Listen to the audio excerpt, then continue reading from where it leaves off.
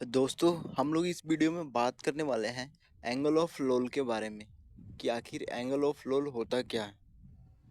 तो एमएमडी के सर्वेयर जो है वो एंगल ऑफ लोल हम लोगों से पूछ ही लेते हैं और पूछते हैं कि बताओ कि क्या करेक्टिव एक्शन लिया जाए अगर एंगल ऑफ लोल का सिचुएशन डेवलप होता है।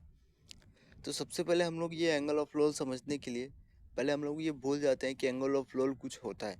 अब हम लोग बात करते हैं कि अनस्टेबल वेसल्स के लिए कि कोई भी वेसल जो है अनस्टेबल कब कहलाता है या अनस्टेबल इक्विलिब्रियम में कब होता है कि जब उसका केजी जो होता है वो ज़्यादा हो जाता है केएम से। तो केजी ज़्यादा है केएम से, तो उस केस में क्या था कि जो जीएम है वेसल का वो निगेटिव हो जाता है।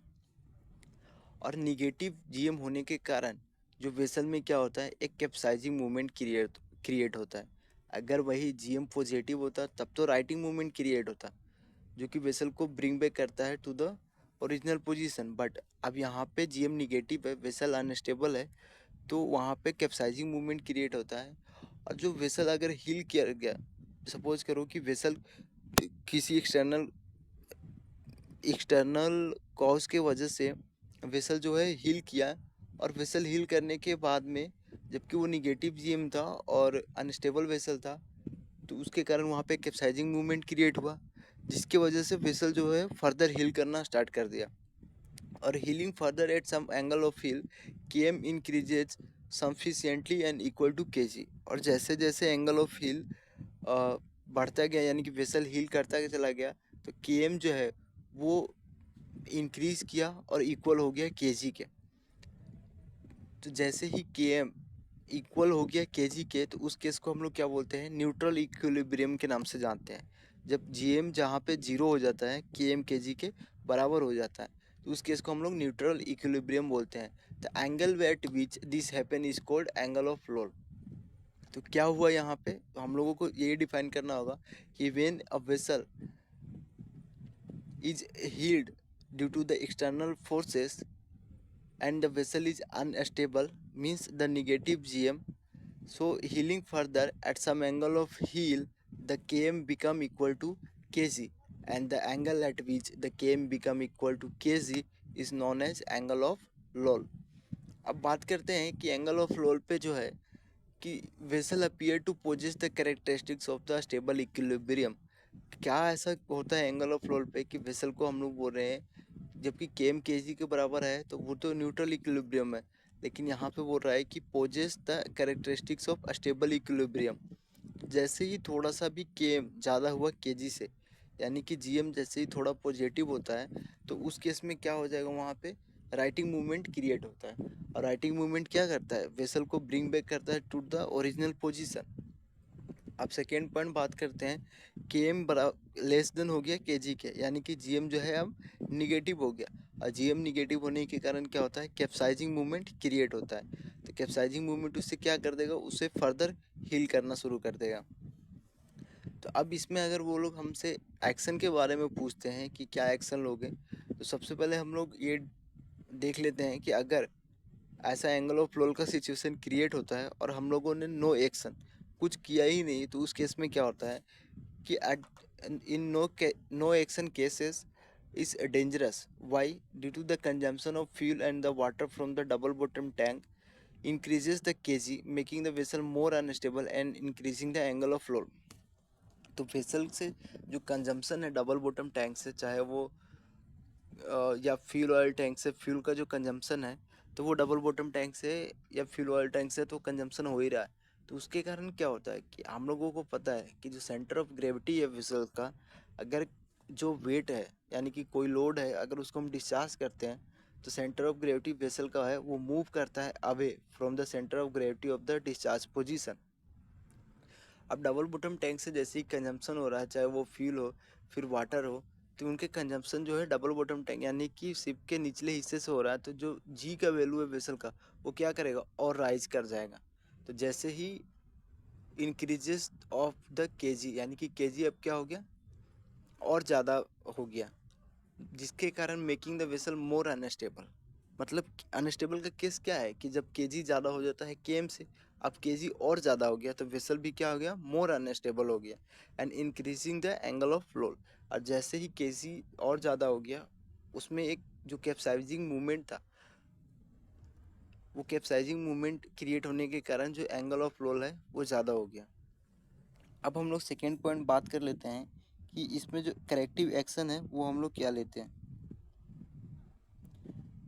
तो इसमें एक्शन का बात करता है तो सबसे पहले हमारा यही एक्शन होना चाहिए कि हम लोग एलिमिनेट करते हैं फ्री सरफेस इफेक्ट को। तो फ्री सरफेस इफेक्ट को एलिमिनेट करने का क्या प्रोसीजर होता है, उसका सिंपल है कि जो भी स्लैग टैंक है सबको प्रेसअप कर दो, मतलब उसे 98% का कैपेसिटी जो भी टैंक का है उसको 98% कैपेसिटी तक हम लोग क्या करते हैं, फिल कर देते हैं, जिसके कारण उसमें फ्री सरफेस इफेक्ट नहीं होता है, वो एलिमिनेट हो जाता है। अब फ्री सरफेस इफेक्ट यानी कि टैंक को प्रेसअप कर रहे हैं तो सबसे पहले कौन से टैंक को पानी भरेंगे, क्योंकि एंगल ऑफ रोल का सिचुएशन है। इसमें बोलता है कि वैसे टैंक जो कि स्मॉलेस्ट मूवमेंट ऑफ इनर्शिया है अबाउट द सेंटर लाइन। तो जो भी टैंक जिनका मूवमेंट ऑफ इनर्शिया क्या है, बहुत ही कम है, तो उसी टैंक को, और वो जो टैंक है जिनका मूवमेंट ऑफ इनर्शिया कम है वो सेंटर लाइन पे होने चाहिए, अबाउट सेंटर लाइन, यानी कि या तो सेंटर लाइन पे है या तो आइडर side of the centre line पे है। तो उसमें क्या करते हैं हम लोग, साल्ट वाटर को, वो जो भी डबल बॉटम टैंक है उन सबों में प्रेसअप करना स्टार्ट करते हैं। अब जैसे ही सेंटर लाइन पे जो भी टैंक था उन सबों को हमने क्या किया, 98% के कैपेसिटी तक फुल कर दिया। अब सेकेंड पॉइंट आता है कि if tank is not on the centre line, जो सेंटर लाइन पे सारे टैंक है वो तो भरे हुए हैं, मान लो कम्प्लीटली फुल है, वहाँ पे फ्री सरफेस इफेक्ट हुए है ही नहीं। तो अगर टैंक जो है सेंटर लाइन पे नहीं है, उस केस में हम लोग क्या करते हैं कि जो भी lower side of the ship है वहाँ पे सबसे पहले हम लोग क्या करते हैं, सॉल्ट वाटर यानी कि ब्लास्टिंग करते हैं, then counter part of the higher side. अब यहाँ पे सोचने वाला बात है कि ये lower side of the ship first क्यों बोला और लोअर साइड है क्या। तो हम लोग मानते हैं कि जैसे ही वेसल हील किया, मान लो कि स्टाबोर्ड साइड में वेसल हील्ड है, तो लोअर साइड कौन सा हुआ, स्टाबोर्ड साइड ही हुआ। तो स्टाबोर्ड साइड के जो भी टैंक है उसमें सबसे पहले हम लोग ब्लास्टिंग करेंगे, और उसके बाद जैसे उसमें वो 98% यानी कि टैंक फुल हो जाएगा, उसी के अपोजिट में यानी काउंटर पार्ट पे हम लोग क्या करेंगे, ब्लास्टिंग करना स्टार्ट करेंगे। अब नेक्स्ट बोलता है कि repeat the action too with another tank so on until the ship become stable. और इसी प्रोसीजर को हम लोग बार बार करते हैं।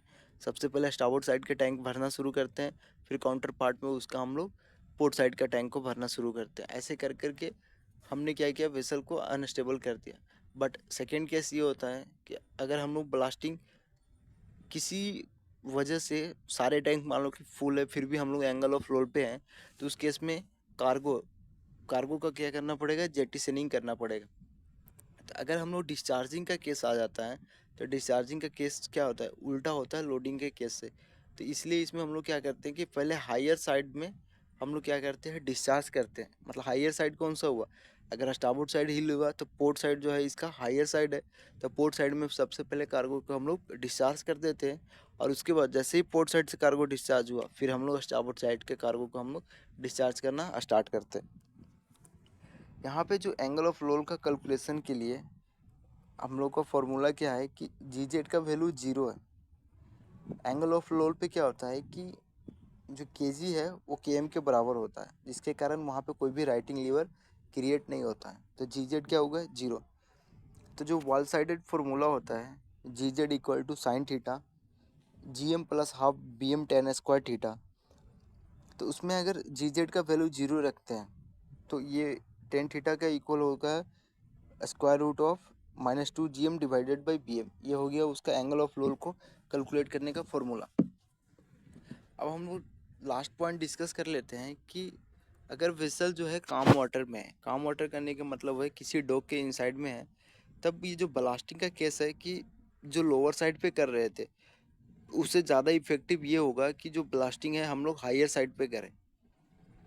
और अगर जेटिसनिंग कर रहे हैं तो अगर हम लोग लोअर साइड से जेटिसनिंग कर रहे हैं तो वो ज़्यादा इफेक्टिव होगा।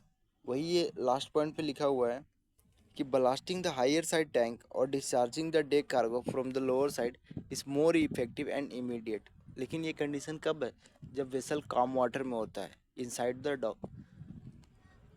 As now motion is as now wave motion is as no wave motion is available, and the possibility of flopping over to the angle of roll on the other side may not be there. मतलब यही है कि जब हम लोग काम water में रहते हैं तो वहाँ पे कोई वेव का मोशन होता नहीं, बट अगर एट सी है तो वहाँ पे वेव का मोशन के कारण क्या होता है कि जैसे ही वेव एक बार भी हिट किया और वो क्या करता है, vessel flow over to the other side, जिसके कारण जो है कैप्साइजिंग मूवमेंट तो पहले से क्रिएट है, तो जिसके कारण वेसल जो होता है वो कैप्साइज कर जाता है.